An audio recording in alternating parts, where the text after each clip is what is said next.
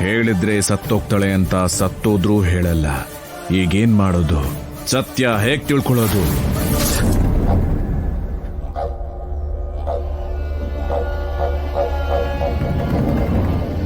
ಅಷ್ಟಕ್ಕೂ ಆ ಭುಜಂಗನ ಶಾಪ ಫಲಿಸುತ್ತಾ? ಕೇಳಿದ ಕೂಡ್ಲೆ ನಿಜವಾಗ್ಲೂ ಸಾಯ್ತೀವ? ಒಂದು ವೇಳೆ ನಿಧಿ ರಹಸ್ಯನ ಪುಣ್ಯಾಳತ್ರ ಯಾರೂ ಕೇಳಬಾರ್ದು ಅಂತ, ಕೇಳಿದ್ರೂ ಅವಳು ಹೇಳಬಾರ್ದು ಅಂತ ಆ ಭುಜಂಗನೇ ಯಾಕೆ ಭಯಪಡಿಸಿರ್ಬಾರ್ದು? ಹೋಗ್ ಕೇಳಲ್ಲ. ಒಂದು ವೇಳೆ ಶಾಪನೇ ನಿಜ ಆದ್ರೆ ನನಗೇ ತೊಂದ್ರೆ. ಮತ್ತೆ ಹೇಗ್ ತಿಳ್ಕೊಳ್ಳೋದು? ನಮಸ್ಕಾರ ಯಜಮಾನ್ರೆ. ಏನ? ಚೀಲಗಳನ್ನ ಗಾಡಿಗೆ ಹಾಕ್ಸಿದೀನಿ ಯಜಮಾನ್ರೆ. ಅವರು ದುಡ್ಡು ನಾಳೆ ಕೊಡ್ತೀನಿ ಅಂದಿದ್ದಾರೆ. ಸರಿ ಹೋಗು. ಸರಿ ಯಜಮಾನ್ರೆ. ನಿಂತ್ಕೊಳ್ಳೋ. ಯಜಮಾನ್ರೆ, ಎಷ್ಟು ಜನ ಮಕ್ಕಳು? ಒಬ್ಳೆ ಮಗಳು ಯಜಮಾನ್ರೆ.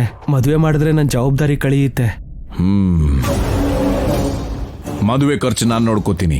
ಯಜಮಾನ್ರೆ, ನಿಜವಾಗ್ಲೂ ನೀವು ದೇವ್ರೆ. ಕೇಳ್ದೇನೆ ಸಹಾಯ ಮಾಡ್ತಿದ್ದೀರಾ. ನಿಮ್ ಋಣನ ಹೇಗ್ ತೀರಿಸ್ಕೊಳ್ಳಿ ಯಜಮಾನ್ರೆ? ತೀರ್ಸೋದಿಕ್ಕೆ ದಾರಿ ಇದೆ. ತೀರಿಸ್ತೀಯ? ಹೇಳಿ ಯಜಮಾನ್ರೆ, ನಿಮ್ಗೋಸ್ಕರ ನಾನು ಪ್ರಾಣ ಬೇಕಾದ್ರೂ ಕೊಡ್ತೀನಿ. ನನಗ್ ಬೇಕಾಗಿರೋದು ಕೂಡ ಅದೇ ಕಣೋ.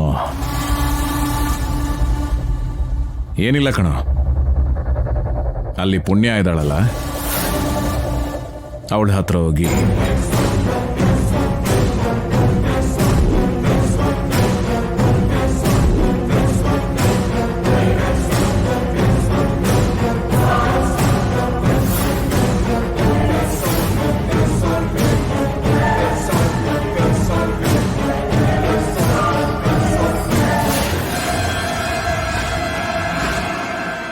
ಅಷ್ಟೇನಾ ಯಜಮಾನ್ರೆ? ಈಗ್ಲೇ ಹೋಗಿ ಕೇಳ್ಕೊಂಡ್ ಬರ್ತೀನಿ. ನಿಂತ್ಕೋ. ಒಂದು ವೇಳೆ ಅವಳಿಗೆ ಹೇಳಕ್ ಇಷ್ಟ ಇಲ್ಲ ಅಂದ್ರೆ ತಪ್ಪಿಸ್ಕೊಳ್ತಾಳೆ. ಹಿಂದೆ ಬಿದ್ದಾದ್ರೂ ಯಾಕೆ?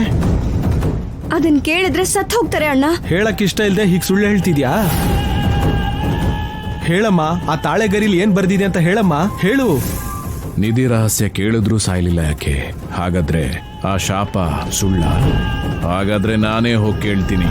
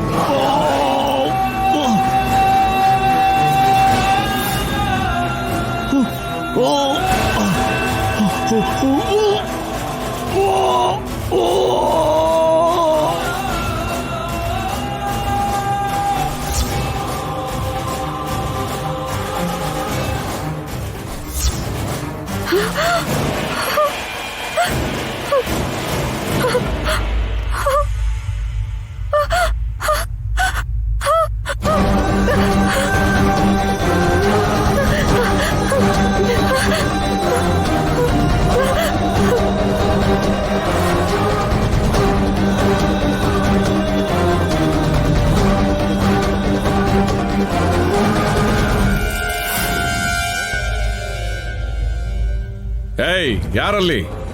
ಆ ಶವನ ಹೊರಗೆ ತಗೊಂಡೋಗಿ. ಆಯ್ತು ಯಜಮಾನ್ರೆ.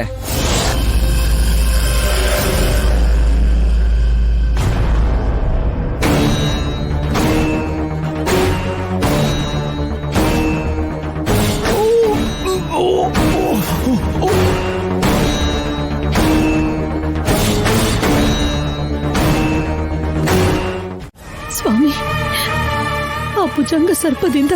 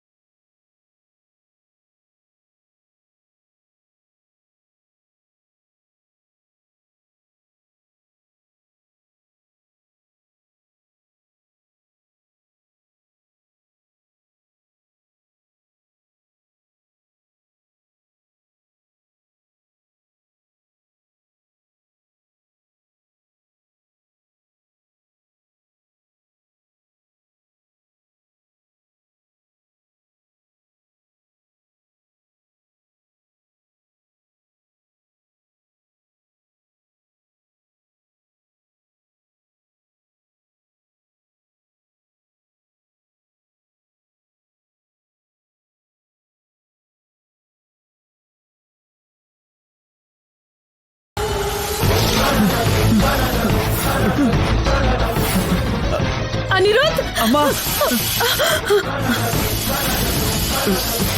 ಅಮ್ಮ